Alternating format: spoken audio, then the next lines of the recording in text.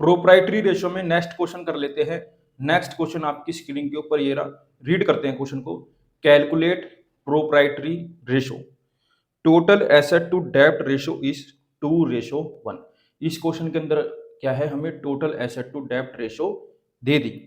डेब्ट इज 5 लाख। बेटा यहाँ पर डेब्ट का मतलब है लॉन्ग टर्म डेब्ट। Equity share capital is 0.5 times of डेब्ट। ये कह रहे हैं जो हमारी इक्विटी शेयर कैपिटल है वो 0.5 टाइम्स है डेब्ट के। ठीक है। Preference share capital is 25% of equity share capital.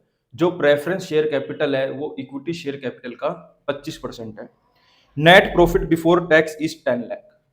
जो हमारा नेट प्रॉफिट बिफोर टैक्स है वो दे रखा है 10 लाख।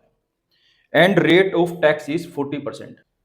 जो टैक्स रेट है वो है 40%। देखिए इस तरह के क्वेश्चन कभी भी एग्जाम में आए तो इन क्वेश्चन को करने का एक तरीका होता है, जैसे जैसे हमें डाटा दिया गया है उस डाटा को साथ साथ सोल्व करते हुए चलो स्टार्ट कर लेते हैं। टोटल एसेट टू डेब्ट रेशो हमें दी गई है 2:1। टोटल एसेट टू डेब्ट रेशो का फॉर्मूला होता है बेटा टोटल एसेट अपॉन में डेब्ट। डेब्ट का मतलब क्या है, लॉन्ग टर्म डेब्ट, जो कि हमें दी गई है 2:1। तो इसको लिख सकता हूँ 2/1। हाँ जी सर लिख सकते हैं। डेब्ट भी हमें दी गई है 5 लाख, मैंने साइड में लिख ली। मैंने क्या करा यहाँ पर बेटा क्रॉस मल्टीप्लाई करा। जब मैं टोटल एसेट को 1 से मल्टीप्लाई करूंगा तो मेरा टोटल एसेट ही आएगा इज इक्वल टू 2 ऐसा ही है। जब मैं 2 को डेब्ट के साथ मल्टीप्लाई करूंगा तो ये हो जाएगा 2 इंटू डेब्ट। अब डेब्ट हमें दिए गए हैं 5 लाख, तो मैंने डेब्ट की जगह 5 लाख पुट कर लिया, तो हमारी टोटल एसेट आ गई 2 इंटू 5 लाख। जब 2 इंटू 5 लाख करूंगा तो क्या आएगा 10 लाख। तो बेटा हमारी टोटल एसेट आ गई 10 लाख। तो हमें निकालनी है प्रोप्राइटरी रेशो जिसका फॉर्मूला होता है शेयर होल्डर फंड अपॉन में टोटल एसेट। तो टोटल एसेट तो हमने निकाल ली, अब शेयर होल्डर फंड हमें निकालनी है, वो देखते हैं कैसे निकालते हैं। बेटा इक्विटी शेयर कैपिटल के बारे में बोला गया है कि वो 0.5 टाइम्स है डेब्ट के। बेटा कहीं भी टाइम्स लिखा हो तो मल्टीप्लाई करते हैं, ठीक है। जैसे लिखा है ट्वाइस, थ्राइस, 4 टाइम्स, 5 टाइम्स, तो हमेशा मल्टीप्लाई करते हैं। अगर कहीं लिखा है ना मोर देन, लेस देन, तो वहां पर प्लस माइनस करते हैं, इस बात का ध्यान रखना। तो 0.5 इंटू डेप्ट। अब डेप्ट कितनी दी है बेटा 5 लाख, मैंने यहाँ 5 लाख पुट कर लिए। तो मैंने ये क्या करा, डेसिमल हटा के अपोन में 10 लगा दिया, एक जीरो से एक जीरो को काट दिया। जब मैंने 50,000 को 5 से मल्टीप्लाई करा तो मेरी इक्विटी शेयर कैपिटल आ गई बेटा 2.5 लाख। कितनी आ गई 2.5 लाख। प्रेफरेंस शेयर कैपिटल के बारे में बोला गया है कि वो इक्विटी शेयर कैपिटल की 25% है।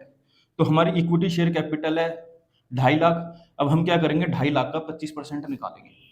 तो यहाँ पर मैंने 2 जीरो से 2 जीरो को काट दिया। जब मैंने 2500 को 25 से मल्टीप्लाई करा तो नेट प्रॉफिट बिफोर टैक्स हमें दिया गया है 10 लाख। टैक्स रेट है बेटा 40%, मतलब 10 लाख का 40% निकालना पड़ेगा आपको, जो कि मैंने निकाल लिया, वो आया 4 लाख। जब 10 लाख में से 4 लाख जाएंगे तो क्या बचेगा 6 लाख। तो ये आ गया नेट प्रॉफिट आफ्टर टैक्स। बेटा हमेशा एक बात का ध्यान रखना, जो हम नेट प्रॉफिट लेते हैं वो हमेशा आफ्टर टैक्स ही लेते हैं, ना कि बिफोर टैक्स, इस बात का ध्यान रखना। तो हमारा नेट प्रॉफिट आफ्टर टैक्स आ गया 6 लाख।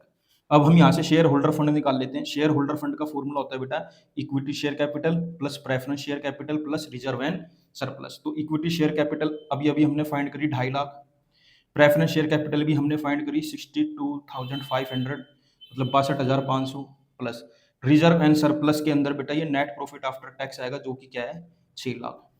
जब मैंने इन तीनों को ऐड करा तो मेरा शेयर होल्डर फंड आ गया बेटा 9,12,500, 9,12,500। अब हम क्या करेंगे बेटा, इस टोटल एसेट को और शेयर होल्डर फंड को प्रोप्राइटरी रेशो के फॉर्मूले में पुट कर देंगे। देखो ऐसे,